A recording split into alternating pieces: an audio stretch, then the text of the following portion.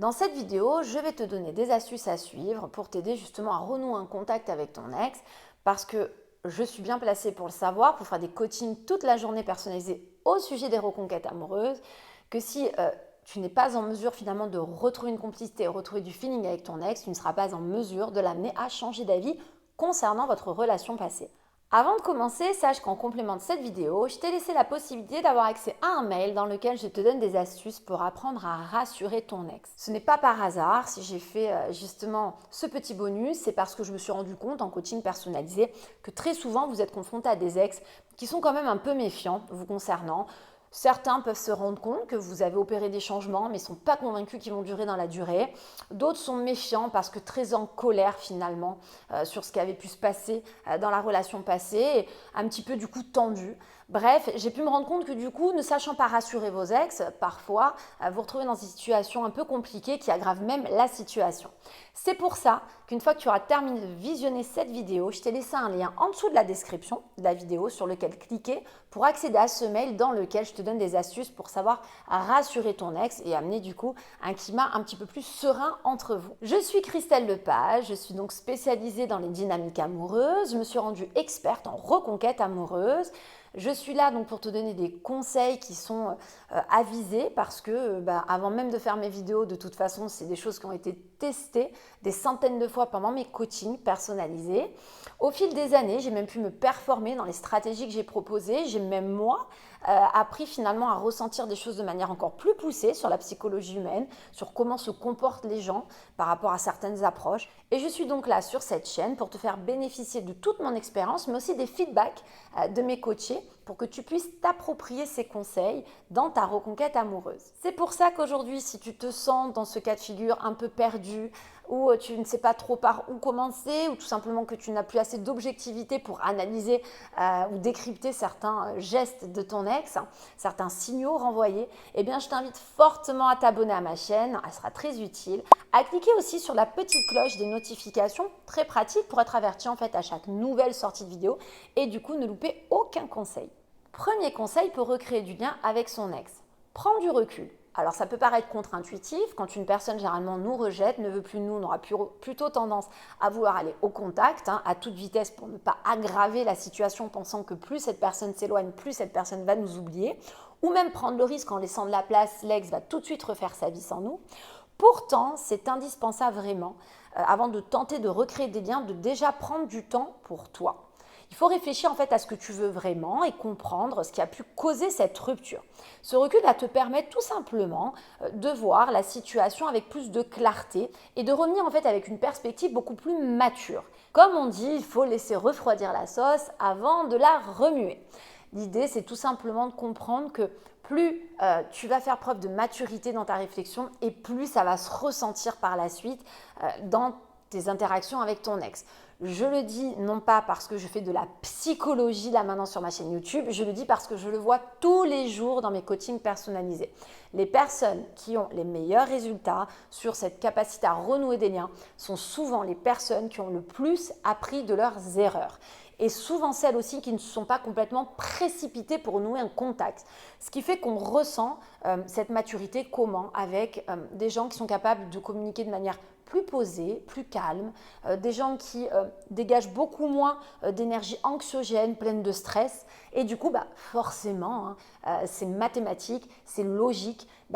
L'énergie que tu vas véhiculer, la personne la ressent et du coup, ça fait un vase communicant qui est quand même beaucoup plus intéressant. Et puis, il faut comprendre que plus tu vas réfléchir aussi au motif de la rupture, plus tu vas tenter donc de faire preuve d'empathie, plus tu seras en mesure également d'être beaucoup plus à l'écoute par la suite vis-à-vis de ton ex, pour que ton ex s'aperçoive qu'il a affaire à quelqu'un qui aujourd'hui est en mesure aussi d'entendre et non pas de juste chercher à renouer le contact pour obtenir une seconde chance. Deuxième conseil, qui est la suite logique, montre que tu as évolué.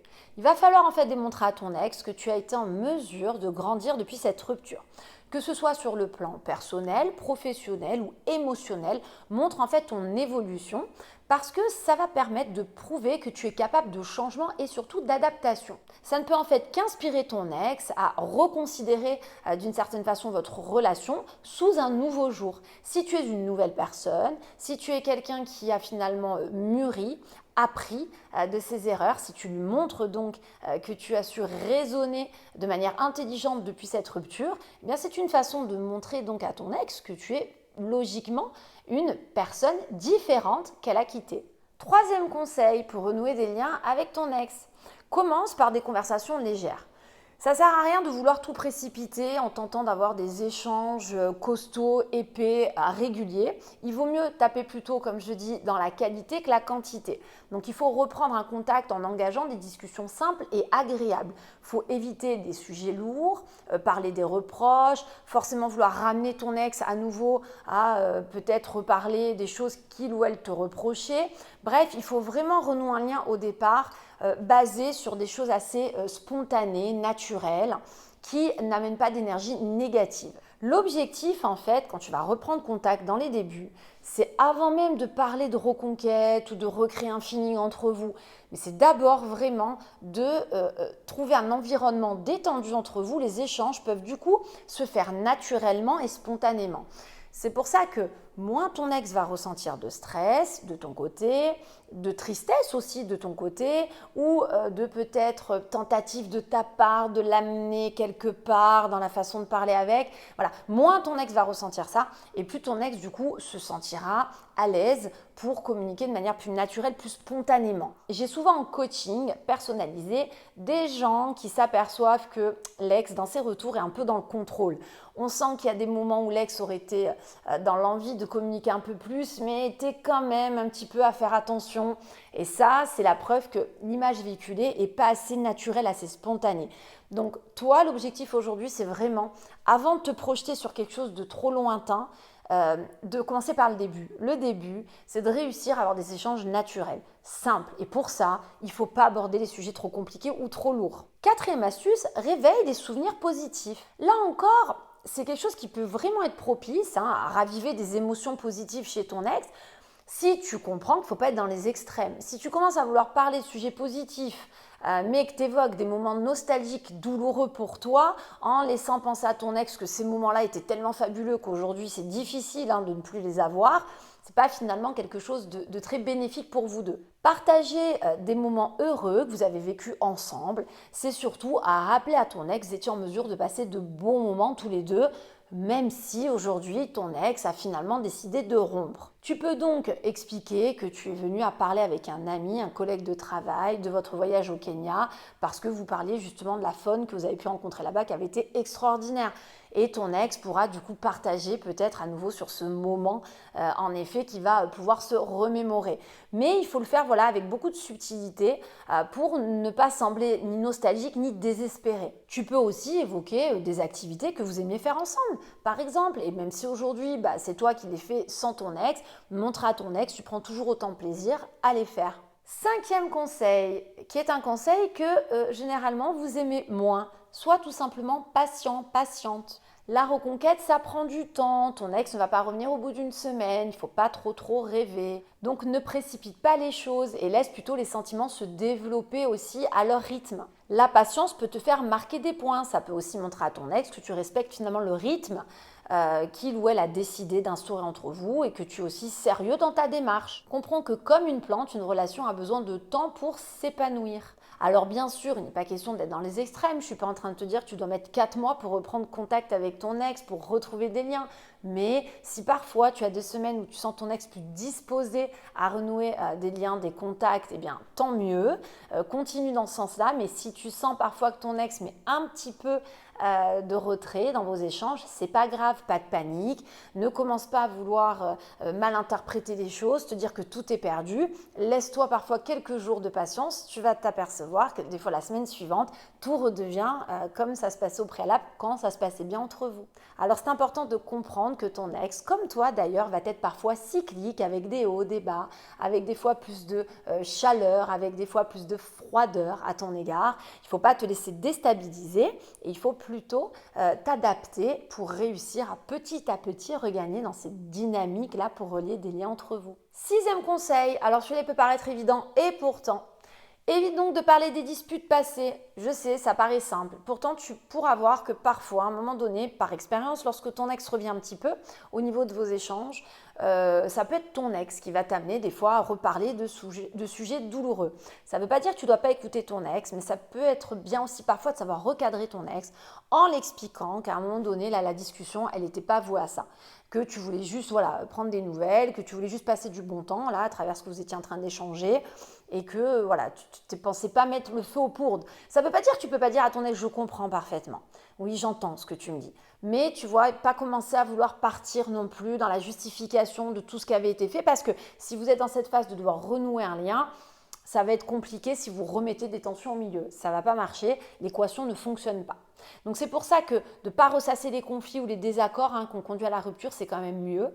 Et surtout, c'est se concentrer plutôt sur l'avenir finalement que sur le passé qui va vous amener forcément à avoir des idées négatives entre vous. Tout ce qui en fait dans les débuts de renouer un contact peut amener des tensions doit être entre guillemets esquivé. Ça ne veut pas dire que tu ne dois pas être à l'écoute, je le répète. Si tu ressens que ton ex a besoin de te dire quelque chose, entends-le, dis-lui que tu l'as entendu, mais ne cherche pas forcément à rentrer non plus dans le fond du sujet. Amène ton ex plutôt à se recentrer sur le présent, sur l'avenir finalement. Comment en lui disant à un moment donné, je comprends, j'entends. Mais tu sais, c'est parce que j'ai compris tout ça qu'aujourd'hui, je suis aussi quelqu'un d'autre et que je suis focus sur des choses bien plus positives. Parce qu'il est vrai que ce qui s'est passé dans le passé, ce n'était pas finalement si glorieux que ça. Donc tu vois que tu lui montres que tu as compris, tu ne te braques pas, mais tu es en mesure aussi de prendre ton ex en fait dans cette énergie négative et de l'amener délicatement avec toi sur quelque chose d'un petit peu plus positif, un peu plus axé sur le futur. L'idée en fait, c'est que tu vas véhiculer l'image de quelqu'un qui est en mesure aujourd'hui finalement de construire quelque chose de meilleur. 7e conseil, développe tes passions et intérêts. Alors là encore, c'est pas pour faire semblant, c'est parce que c'est ultra intéressant et nourrissant pour toi de peut-être finalement t'intéresser à des choses que tu n'avais peut-être jamais vues au préalable, peut-être que tu manquais de temps aussi pour le faire. Aujourd'hui, c'est le moment ou jamais. C'est important d'investir du temps dans nos nouvelles passions, dans nos nouveaux intérêts aujourd'hui. Ça te permet déjà de te rendre plus intéressant au niveau de tes discussions auprès de ton ex et puis d'une certaine façon plus attrayant. Et puis il faut comprendre que tes nouvelles passions peuvent aussi offrir des opportunités en fait de rencontres spontanées. Par exemple, tu peux avoir décidé de te mettre à la rando et proposer à un moment donné du coup à ton ex de venir avec toi parce que cette rando est organisée par un groupe, donc vous ne serez pas que tous les deux et que ton ex donc peut être convié pour partager ce moment. L'idée en fait c'est de comprendre que tu peux aussi du coup te servir de ça pour amener ton ex à partager un moment peut-être de découverte dans une nouvelle passion aujourd'hui qui t'anime. Si je te parle de ça, c'est absolument pas par hasard, c'est parce que ce sont des perches qu'on place durant nos coachings et ça fonctionne. On a des ex qui, à un moment donné, quand on a renoué des contacts, ça va un petit peu mieux, qu'il n'y a pas les grosses tensions du début, peuvent en effet accepter de se joindre donc à mon coaché pour partager un moment. Surtout que si c'est une activité, vraiment, je le redis, qui se fait en plein air avec du monde autour, parfois ça rassure l'ex qui se dit que ça l'engage à rien et qui du coup acceptera de partager ce moment. Et puis, ça permet aussi de montrer que tu es quelqu'un de dynamique, d'ouvert et que tu es en mesure du coup de partager de nouvelles expériences en tout bien tout honneur. Et ça va du coup forcément faciliter la création de nouveaux liens. Il faut savoir que durant mes coachings personnalisés, j'ai même eu des cas de figure où on nous renvoyait l'appareil. C'est-à-dire qu'ensuite, c'est l'ex qui proposait à mon coaché de venir à telle activité parce que finalement, le mois précédent, c'est nous qui avons fait une proposition. Donc c'est pour ça que ça peut être intéressant finalement de montrer à ton ex que tu remplis ta vie de nouvelles choses aujourd'hui, parce que si toutefois tu n'as pas la chance de faire partie de ceux où l'ex accepterait de venir avec toi, eh bien en tout cas, ça te donnera matière à discuter, à parler, à partager, ne serait-ce qu'au niveau de votre communication. Je te rappelle qu'en complément de cette vidéo, je t'ai laissé la possibilité d'avoir accès à un mail, c'est complètement gratuit, dans lequel je te laisse des conseils vraiment sympas pour apprendre à rassurer ton ex.